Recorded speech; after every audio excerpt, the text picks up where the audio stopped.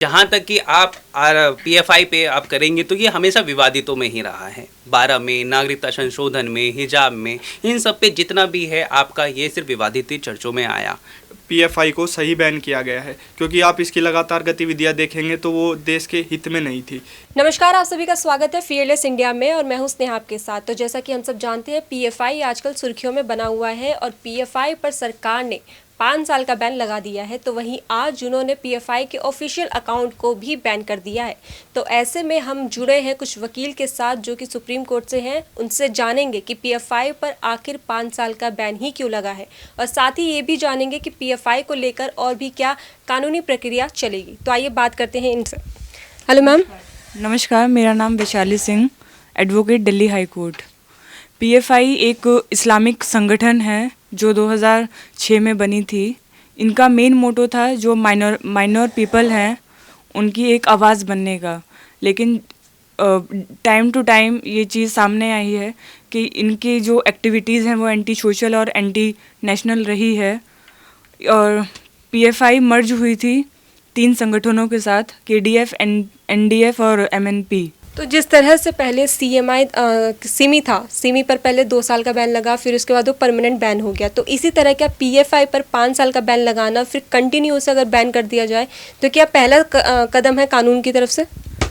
देखिए, सिमी पे जो 2 साल का बैन लगा था उसमें जो भी एविडेंस थे उनके तहत उस पर 2 साल का बैन लगा था। पीएफआई में अभी इन्वेस्टिगेशन चल रही है, चार्जशीट अभी फाइल हुई नहीं है। तो जैसे ही आगे जब चार्जशीट फाइल होगी, जो भी एविडेंस होंगे, फैक्ट्स होंगे, उनके अकॉर्डिंग फिर आगे कोई डिसीजन लिया जाएगा। जी सर, आपका नाम क्या है? मेरा नाम एडवोकेट आर के प्रसाद, दिल्ली हाई कोर्ट में मैं प्रैक्टिस करता हूँ। तो सर, जो पीएफआई है इसको 5 साल के लिए ही बैन क्यों किया गया है? क्योंकि जिस तरह से देखा जाए तो इनके खिलाफ काफ़ी सारे सबूत मिले हैं, बहुत से जो विरोध हुए हैं, बहुत से ऐसे आतंकवादी गतिविधियां हुई हैं, उनमें शामिल होने का नाम आया है। तो 5 साल के लिए बैन क्यों है? इसे परमानेंट मतलब ख़त्म क्यों नहीं किया गया? जैसा कि एनआईए ने शुरुआती जांच में ये बताया गया था कि अभी सिर्फ इनका जो है इनिशियल स्टेज पे ही इन्वेस्टिगेशन की गई है।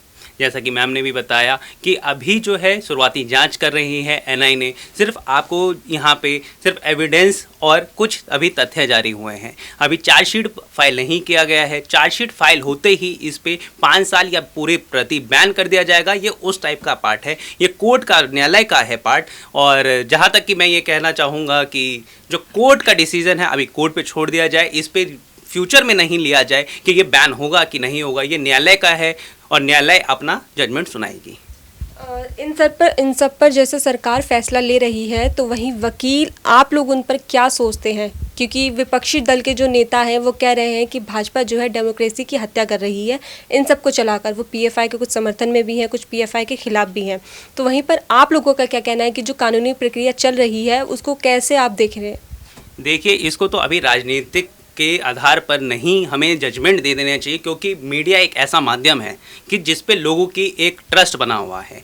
अगर हम मीडिया के ही उस पे हम एक विश्वास कर लेंगे, राजनीतिक दलों के कुछ इंटरव्यूज़ होते हैं, हम उन पे ही सच मान लेंगे तो हमें सबूत और तथ्यों का कुछ पता नहीं चलेगा।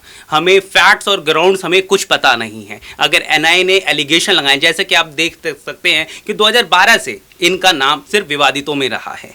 जहाँ कि आप आरएसएस की, जैसे अभी लालू प्रसाद जी ने अपना आरएसएस का वो बाइट दिया था कि इस पे भी बैन क्यों नहीं लगाया गया है। तो हमें राजनीतिक के दलों के ऊपर नहीं जाना चाहिए। हम एक न्यायालय पे एक ट्रस्ट बना हुआ है, विश्वास बना हुआ है। न्यायालय अगर कोई जजमेंट पास कर सकती है तो हमें उस चीज़ पे कहे, क्योंकि जुडिशरी जो है सब सर्वोपरि है।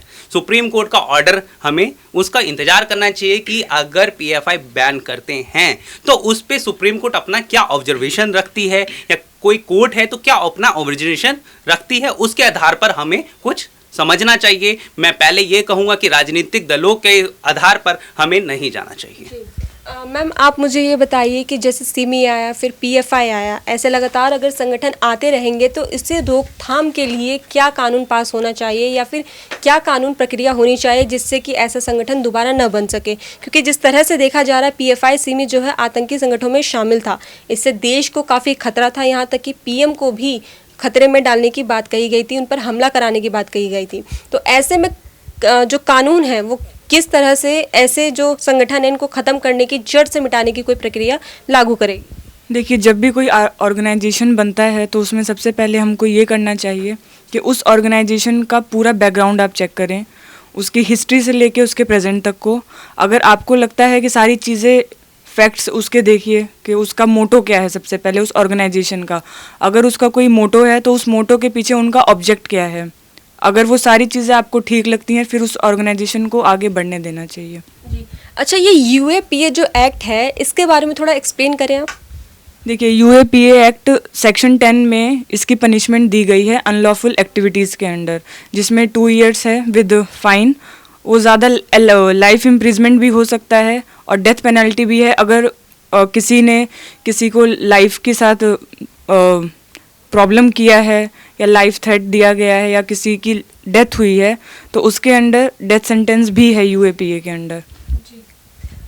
तो ये जो यूएपीए है, ये जो एक्ट है, ये जारी किया गया था, कांग्रेस कह रही है कि हम लेकर आए थे और कह रहे हैं कि भाजपा जो है यूएपीए का गलत इस्तेमाल कर रही है। तो आप वकील यूएपीए एक्ट को किस तरह से देखते हैं इस गवर्नमेंट के राज में? क्या सरकार सच में यूएपीए का गलत इस्तेमाल कर रही है या फिर उसका दुरुपयोग कर रही है? देखिए, पहले मैं ये कहना चाहूँगा कि आरएसएस और आपका पीएफआई, इसको आप राजनीतिक दल से हटा दीजिए। जहाँ तक कि आप पीएफआई पे आप करेंगे तो ये हमेशा विवादितों में ही रहा है। 12 में, नागरिकता संशोधन में, हिजाब में, इन सब पे जितना भी है आपका ये सिर्फ विवादित चर्चों में आया, ठीक है। और अमेंडमेंट की बात हुई है, हमारी यूएपीए की अमेंडमेंट, वो लगातार अपने संशोधन में, संविधान में संशोधन होते रहे हैं। हमारा लॉ जो है फ्लेक्सिबल है, तो वैसे ये जो एक्ट है ये भी हमारा फ्लेक्सिबल है, तो लगातार बदलाव आते रहे हैं।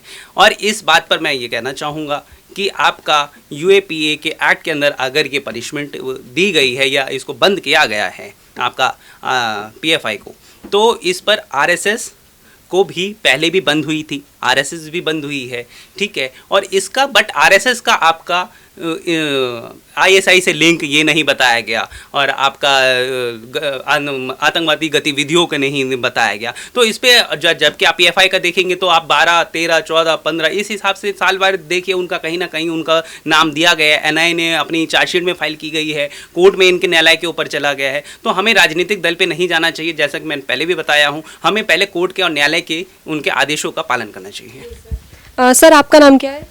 जी, मेरा नाम दिवस पांचाल है। जी सर।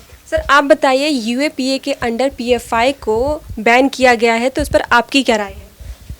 मैडम, मेरी जो राय है, मेरा पर्सनल ओपिनियन ये है कि पीएफआई को सही बैन किया गया है, क्योंकि आप इसकी लगातार गतिविधियां देखेंगे तो वो देश के हित में नहीं थी।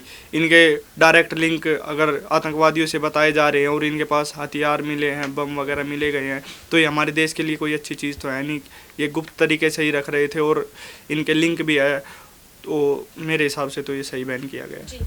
तो आप आरएसएस के बारे में क्या कहना चाहेंगे? क्योंकि काफ़ी नेता जो है कह रहे हैं कि जैसे पीएफआई को बैन किया है, साथ ही आरएसएस को भी बैन कर देना चाहिए, क्योंकि वो हिंदू सांप्रदायिकता देश में फैला रही है, लेकिन उनके खिलाफ कोई भी आतंकवादी एविडेंस नहीं मिले हैं, लेकिन पीएफआई के खिलाफ मिला। फिर भी क्यों जो है विपक्षी दल के नेता इस पर कमेंट पास कर रहे हैं? मैडम, मैं अब कोई पॉलिटिकल बयान तो देना नहीं चाहूँगा कि विपक्षी नेता क्या कह रहे हैं, लेकिन हाँ, मैं ये बात कहना चाहूँगा कि आरएसएस भी पहले 3 बार बैन हो चुका है। पहले सबसे पहले 1948 में हुआ, फिर 1975 में हुआ, फिर 1992 में हुआ था। लेकिन मेरा ये मानना है कि जैसा कि आपने भी कहा कि कोई आरएसएस के कोई लिंक नहीं मिले हैं, तो ये सही बात है, क्योंकि आरएसएस के किसी भी ना तो आतंकवादी संगठनों के साथ लिंक मिले हैं, ठीक है। और अगर हम आरएसएस को पीएफआई से कंपेयर करते हैं तो आरएसएस हित के लिए काम करते हैं लोगों को। ये पीएफआई कहता है कि हम माइनॉरिटी के समर्थन में हैं, तो आप खुद की आधे मुस्लिमों को तो ये भी नहीं पता होगा कि ये पीएफआई कोई है क्या। आधे से ज़्यादा को लोगों को ये नहीं पता, तो आप कैसे कह सकते हैं कि माइनॉरिटी के हित में काम करते हैं। और जहाँ तक कि आरएसएस की बात है, तो आप देख सकते हैं कि जैसे कि अभी ज़्यादा दूर नहीं, अभी हम कोविड-19 के पेंडेमिक की बात ले सकते हैं। कोविड-19 में आरएसएस ने आगे सबसे बढ़कर समर्थन किया है, सबसे मेन ऑर्गेनाइजेशन था जिसने समर्थन किया है और लोगों की हेल्प की है। और पीएफआई जो है, सर ने भी बताया कि 2012 से लगातार बयानों में है, इसके लगातार कुछ ना कुछ घटनाएं होती रहती है। अभी शाहीन बाग में हुआ था, CA-NRC में देख लो, और जो हिजाब मामला था उसमें देख सकते हो कि इसका PFI का नाम बार बार आगे आ रहा था। NIA भी बार बार कोई ना कोई इनके खिलाफ एक सबूत इकट्ठे निकालती रहती है। तो इस हिसाब से हम कंपेयर करें तो RSS इससे बहुत अलग है, RSS का ग्राउंड ही अलग है। तो मेरे हिसाब से RSS को बैन नहीं करना चाहिए। PFI। सर आपका क्या नाम है? ये मेरा विनीत कुमार है। सर आप बताइए PFI को आप किस तरह से देखते हैं, क्योंकि PFI जो है बहुत ही ज़्यादा सुर्खियों में बना हुआ है। PFI को लेकर जो है लोग बोल रहे हैं कि गलत किया उसको बैन करके, क्योंकि वो मुसलमानों के हित के लिए काम कर रही थी। लेकिन कहीं ना कहीं देखा जाए, जब मैं ग्राउंड पे गई तो मैंने लोगों से बात किया तो आधे से ज़्यादा लोगों को PFI के बारे में नहीं पता। तो वो फिर कैसा PFI जो लोगों के लिए हित के काम कर रही है लेकिन लोगों को ही नहीं पता? जी मेरे मुताबिक जहाँ तक कि लोगों को नहीं मालूम इस PFI के बारे में, जागरूक ही नहीं है, तो इस मेरे मुताबिक ये बिल्कुल सही बैन किया हुआ है। उनके बहुत ही हमने देखे एलिगेशन भी आ चुके हैं, कई सुर्खियों में बन चुका है। हम ये सवाल पूछेंगे क्यों नहीं आया सुर्खियों में, और लोगों को क्यों नहीं पता इसके बारे में। जैसे RSS के बारे में हर किसी को पता है, लेकिन PFI के बारे में बहुत ही कम चुनिंदा लोग ही जानते होंगे। अगर किसी ने गूगल किया होगा तो उसको जानकारी मिल जाएगी। अब देख सकते हैं, आप कम से कम PFI के अंदर 350 लोगों को गिरफ्तार किया गया है। ऐसा क्या था उसके अंदर जो इतनी गतिविधियाँ चल रही थी, क्यों नहीं थे लोगों को जानकारी? तो PFI को लेकर जैसे लालू प्रसाद यादव जी का कमेंट आया, साथ ही कांग्रेस सांसद के सुरेश का भी कमेंट आया कि RSS को भी बैन कर देना चाहिए क्योंकि वो बिल्कुल ही सिमिलर है PFI से। तो क्या ये सही था उनका कहना? देखिए, जहाँ तक कि मेरा मानना है कि जो लालू जी का जो ट्वीट आया है वो पॉलिटिकल मुद्दों को लेकर आया है। वो बस दिखाना चाहते हैं कि पॉलिटिकल पार्टी को एज अ पॉलिटिकल जो माइंडसेट होता है लोगों का, मैं इतना नहीं जानता पॉलिटिकल व्यूज़ के बारे में। बस मैं इतना कहना चाहता हूँ कि हमारा जो न्याय है, न्यायालय है, कोर्ट जो है, हाई कोर्ट, सुप्रीम कोर्ट, सिर्फ वो प्रूफ पर डिपेंड करता है। क्या विटनेस है, क्या हमारे पास प्रूफ है, इंफॉर्मेशंस हैं। और हमारे पास ज़्यादातर देख सकते हैं कितनी इन्वेस्टिगेशंस हमें मिली है PFI के खिलाफ। इतने अनलॉफुल एक्टिविटीज़ देखी गई हैं, कहीं बंदूक, बॉम्ब वगैरह हमने PFI के अंदर में मिले हैं। जो PFI की जवाबदेही, जो राजनीतिक जवाबदेही है, आप वकील लोग कितना सही मानते हैं? देखिए मैम, जहाँ तक कि हम हैं, जवाबदेही जो सही है, मैं यही कहना चाहूँगा कि राजनीतिक दल बिल्कुल अलग है और जहाँ पे भी आपका जुडिशरी सिस्टम अलग है। ठीक है, आप PFI को हम सही मानते हैं या गलत, ये हमारा सिमिलर ओपिनियन नहीं होना चाहिए, एक हमारा सिर्फ निजी ओपिनियन नहीं होना चाहिए। लोगों के अंदर ये जागरूकता रहती, लोग PFI को अगर सही समझते तो उसके लिए वो न्यायालय जाते। ठीक है, जहाँ कि आपके चेयरमैन साहब जो थे उन्होंने स्वीकार कर लिया है कि हमें PFI बंद कर दिया है, जो उनका ट्वीट जो आया था। तो अगर आपने स्वीकार किया है, मैं ये कहूँगा कि अगर PFI अगर उन्होंने स्वीकार किया तो उनको ही नहीं पता कि उनके कितने लोग काम कर रहे हैं, PFI में कितने लोग जागरूकता फैला रहे हैं। अगर वो माइनॉरिटीज़ मुस्लिमों के ऊपर काम कर रही थी तो लोगों के अंदर क्यों नहीं पता PFI है? लोग तो जो एजुकेटेड है सिर्फ उन्हें पता है कि एक संगठन है। आम जनता में जाके आप देखिए, जी अब सुर्खियों में आया, वो न्यूज़ के माध्यम से आपको पता चला है। वही चीज़ मैं कह रहा हूँ, आम जनता को पता ही नहीं है कि PFI है क्या, PFI काम क्या करती है। ये वही चीज़ मैं कहूँगा, हिजाब वाले मामले में क्यों आया PFI? सिर्फ उन्हीं की विचारधारा थी। आपका CAA के मामले में क्यों आया? सिर्फ उन्हीं की विचारधारा थी। आपका NIA खाली क्यों एलिगेशन लगा रही है? मेरा सवाल है, NIA ने क्यों एलिगेशन लगाया जबकि वो RSS को भी लगा सकती है? ठीक है, तो इस वजह से मैं ये समझना, मैं जहाँ तक मैं समझता हूँ कि सिर्फ PFI को अगर बैन किया है और लोग उसको मान्यता, उनके खुद चेयरमैन साहब अगर उनको वो स्वीकार कर रहे हैं, तो जहाँ तक अगर कुछ अंतर गतिविधियाँ हैं या उनको कुछ अगर किसी भी चीज़ की परेशानी होंगी, आपत्तिजनक होगा उनके इस आदेश को, आपत्ति को, तो वो अपना हाई कोर्ट, सुप्रीम कोर्ट में जाकर अपना अपील फाइल कर सकते हैं। बट मेरा मानना है कि अगर आप गतिविधियों के साथ हैं, अगर आपकी छवि खराब कर रही है तो आप सुप्रीम कोर्ट जा सकते हैं कि PFI पे की छवि खराब करने की कोशिश गई थी। लास्ट टाइम उन्होंने अपना बयान दिया था, तो अगर अभी स्वीकार कर लिया उन्होंने, तो अगर उनको किसी भी आम नागरिकों को कोई आपत्ति होगी तो वो अपना सुप्रीम कोर्ट जाके अपील कर सकता है। तो मेरा यही मानना है कि अगर उन्होंने किया है तो स्वीकार किया, तो कुछ सोच के समझ के उन्होंने अपना स्वीकार किया गया। मेरा आखिरी सवाल ये है कि यूएपीए के अंदर कितनी साल की सज़ा हो सकती है, मतलब इससे ज़्यादा और क्या हो सकता है इस पे? कम से कम 2 साल है और उससे ज़्यादा से ज़्यादा life imprisonment and death sentence दी गई है under section 10 of UAPA act.